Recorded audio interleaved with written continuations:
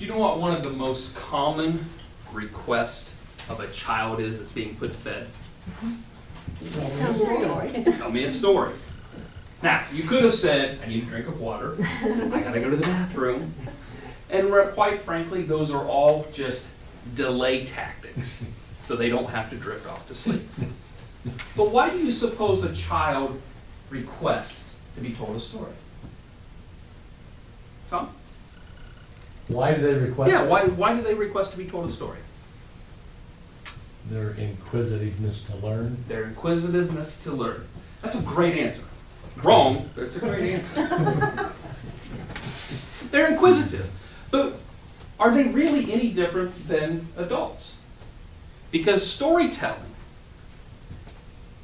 takes us away to another time, another place, and it allows us to just kind of forget reality for just a moment. Now, I say that, however, the way that our brains work, our brains are designed to listen to and tell stories. Because while it lets us go away to another time and another place, it also does connect us directly to reality. Because when we listen to a story, a well-told story full of detail, we can see ourselves in that story. We can see how we as could be a character and how we would interact in that story. But we use our present day self in that story. Have you ever listened to a presentation by an individual full of facts and figures and hundreds of slides of PowerPoints full of bullet points? How did those presentations make you feel? Boring. Boring. I remember one time I sat in a presentation, it was nearly 2 hours long, and the gentleman gave us 300 PowerPoint slides and read every single one. Do you know what I remember about that presentation?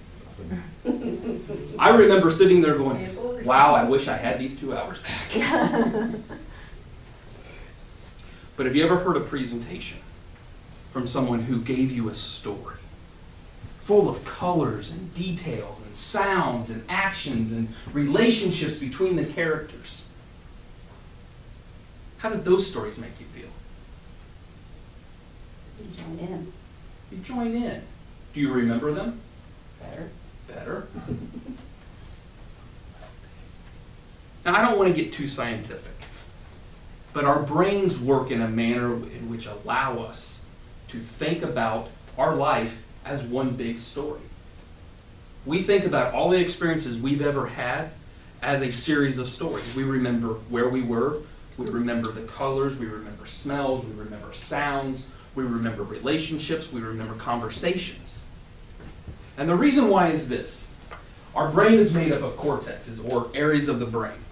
There's a part of the brain that is the language cortex, and this is where we figure out facts and figures and data. That's all it does. So when we are presented with facts and figures and data, it triggers that part of the brain, but nothing else. And our brain has to work really hard to make sense of that. But it doesn't create any sort of a memory for us. So only through repetition can we remember facts and figures and data. On the other hand, there's other parts of the brain, other cortexes, that helps us to analyze colors, sounds, actions. And then there's a part of the brain that really looks at relationships. And when we hear a story with those kinds of detail in it, our brain triggers that part. And when it triggers that part, it creates what's called synapses, or like wires between the different areas. And each one of those synapses is a memory. Now, our subconscious mind cannot tell the difference between reality and a vividly imagined thought. To us, both of them become just a memory. Whether we heard it or whether we were actually a part of it, it becomes a memory to us. That's why stories work so well. Bill Gove, in my introduction, it said, make a point and tell a story. So if we can tell a story that our audience can remember, draw a correlation to a point. If we remember the story, we have a much higher probability that our audience will remember the point. Now, why do I tell you all of that? That's all scientific, and there's lots of websites and resources you can go to find that information out. Why do I tell you that? Trying to impress us. I am trying to impress you. Did I tell you? Yes. My job is done, thank you, Matt. I tell you that because while in our speeches it's important to tell stories so we can make a point and our audience can go away both entertained but also remembering. But stories have a much larger purpose and use than just on stage. Where else can we use our stories? Elaine? To tell a moral sometimes, a Okay, lesson. to tell a moral, but where? Where could we use that beyond just the stage? How about the classroom? Oh, definitely. In the classroom? Courthouse. The courthouse. Well, that's a story that told the courthouse. Bob? Work. Work. Beth? Work. How about church? How about with our kids? Let's talk about work for a minute. How would we use a story at work? Let me propose this. Businesses do a really good job of telling what they do and even how they do it. Very few businesses really tell why they do what they do. The mission, the values that they stand upon. How the business got started in the first place and who they serve and how they serve them and why it's important to them to serve them that way. That's what stories can do. That's called marketing. It's called branding. Leaders, the CEO, the manager, the supervisor, the boss, their interaction with the employees, telling that same story why they got into the business in the first place, helps to build culture. Stories go way beyond just telling them on stage, and they go way beyond just for entertainment value. Our stories, when we fire all those cortexes and all those synapses and we can make a point with it, that point then goes home with our audience. As it was mentioned in the introduction, there's literally hundreds, if not thousands, or even millions of resources available to you on how to tell your story well, how to develop it. Once you know your story, how to do that. And actually, other workshops that I give tell the same thing. And if you want to know more about that, I do that also in my personal coaching, and I can tell you anything about how to develop the whole structure of a story. But what I want to talk about is how do you find your story? Because I talked about that other part of the brain that was called the relationship piece. We can tell a story and be entertained and find the point, and that's where our fables and those types of stories come from. Or we can tell a story from Reader's Digest that we mentioned earlier, or Chicken Soup for the Soul, or even somebody else's story, and we can still entertain the audience, and the audience can still get the point. But when we tell a personal story, it helps to build a relationship with our audience. It helps to build a connection. They start to trust us. They see us as genuine. They see us as one of them. And when that relationship is built, that fires another piece or another cortex and builds another synapses, which makes it even stronger. So when we tell our personal stories and can make a point with it, our audience definitely walks away with the purpose of our story. So I want to share with you 7 steps to find your story. The first 3 I'm going to go through real rapidly, but I'm going to encourage you, after we leave, because we're not going to spend a lot of time on this, take this home with you. Make a copy of it and sit down with this. The first 3 is, why do you want to tell your story? Not the reasons that I mentioned up here, that it builds impact and it helps to make the point, but why do you want to tell your story? Why is it important to you to tell your story? Now, something you can think about here is think of the purpose of your story. Is it for business? Are you going to sit down with an employee that's possibly not going to be a pleasant conversation? What kind of a story can you use for that purpose? Why do you want to tell your story? Maybe you're giving a speech or a presentation.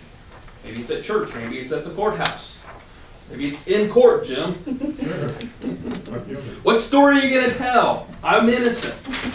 But why do you want to tell your story? Second, why you instead of somebody else? Why is it important that you tell the story, and why now? Again, you need to think back to the purpose of the story, the purpose of the event that's going on. Third is, to whom do you want to tell your story to? Who's your audience? Is it a single person? Is it an employee-employer relationship? Is it on stage with a room full of people? Is it on stage to a room full of 1,000 people? Who's your audience?